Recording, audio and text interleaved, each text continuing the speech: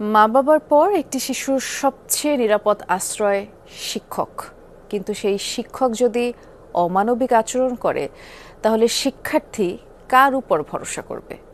রাজধানীর Rajarbagh police line school and কলেজে এমনই ঘটনা ঘটল। এক শিক্ষক ক্লাসরুমের দরজা বন্ধ করে বেধড়ক পিটিয়েছেন ষষ্ঠ শ্রেণীর ছাত্রকে, যার সিসি ক্যামেরার ফুটেজ যমুনা টেলিভিশনের হাতে এসেছে। বাকিটা জানাবেন সহকর্মী আশিক মাহমুদ। গরম গরম রুটি, সাথে সুজির হালুয়া, দুর্দান্ত যুক্তির আটা ময়দার সুজি।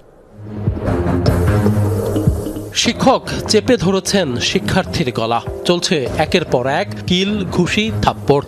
এক পর্যায়ে মেঝেতে পড়ে যায় শিক্ষার্থী। তাতেও রাগ কমেনি শিক্ষকের। রুমের দরজা বন্ধ করে দীর্ঘ সময় ধরে পেটান তিনি। গত 29 সেপ্টেম্বর রাজধানীর Rajarbagh police lines school and কলেজের 305 নম্বর রুমে ঘটে এই ঘটনা।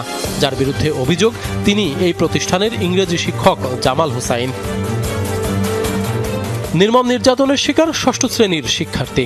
নিরাপত্তা, বয়স ও সম্মানের কথা বিবেচনায় নিয়ে তার পরিচয় আমরা গোপন রাখছি।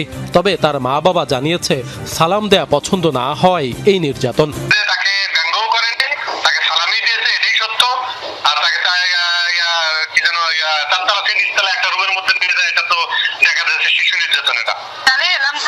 একটু দেখে আমি সেন্সলেস হয়ে গেছিলাম।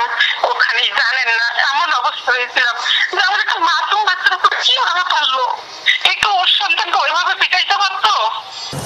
স্কুলটিতে অধ্যয়নরত বেশিরভাগই পুলিশ সদস্যের সন্তান। ঘটনার সত্যতা জানতে সরেজমিনে গিয়ে কথা হয় নির্যাতনের শিকার ওই শিক্ষার্থীর বন্ধুদের সাথে। তারা জানায়, ওই দিন 2 দফায় মারধর করা হয় ওই ছাত্রকে। এই টিচারকে চেনো?